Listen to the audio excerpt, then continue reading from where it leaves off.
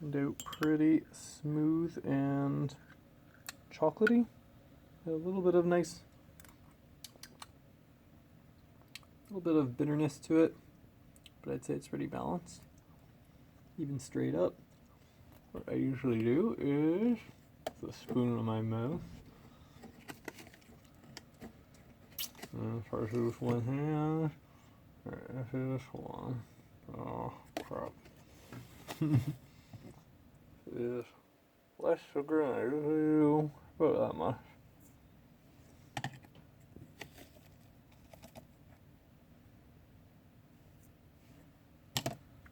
Couldn't get a good spoonful, but usually I get one like slightly heaping, not that heaping spoon, which is about 1.7 grams of organic coconut sugar, and that will not color the flavor too much. It turns out pretty nice.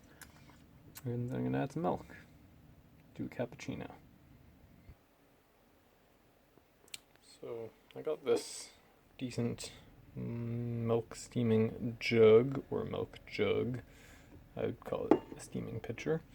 I got this recently. I like that it has the scale. I usually do about, I'm holding it at an angle, so I usually do between 100 milliliters and 4 ounces, which is, approximately just enough for my kind of strong cappuccinos.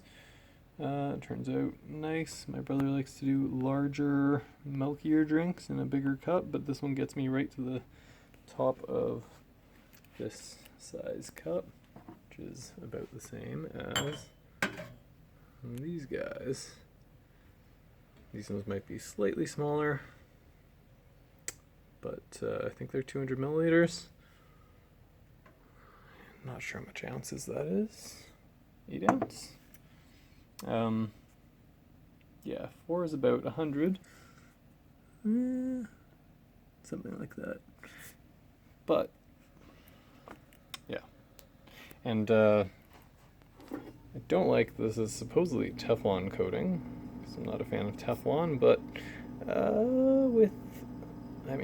Teflon pans are a different story, so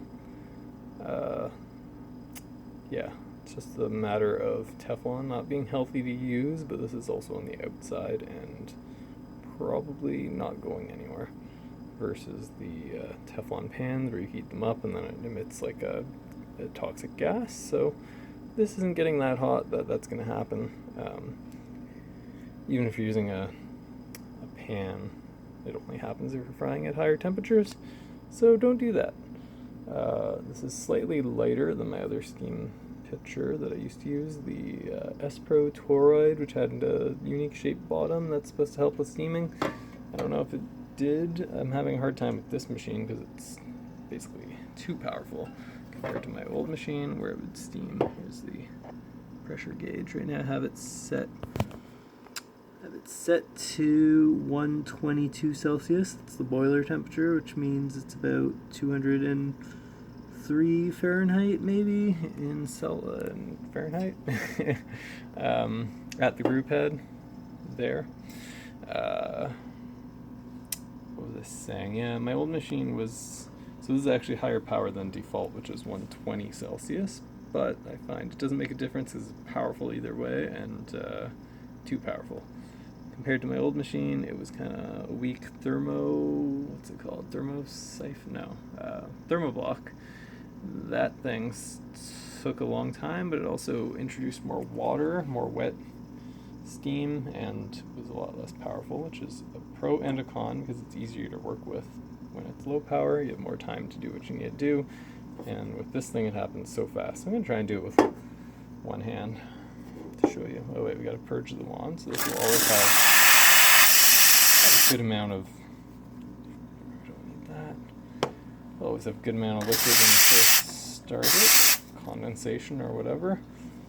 I found this is a good lazy way of doing it, which, I mean, it works because it keeps it super steady.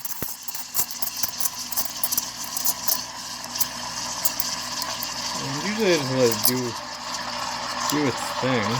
It's already super hot, and I probably got it just about good. Usually I'd use 2 hands to do this. This is a little hot, so let's just do that.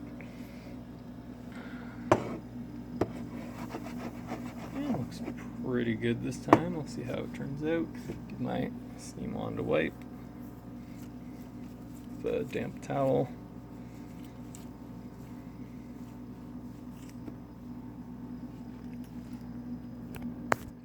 Okay, let's see if I can.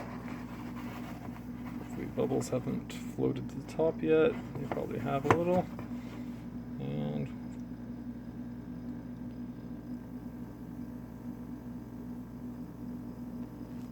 nope, not so foamy. But look at that. Just enough to fill it up. If I would have expanded the foam more, it probably would have been too much.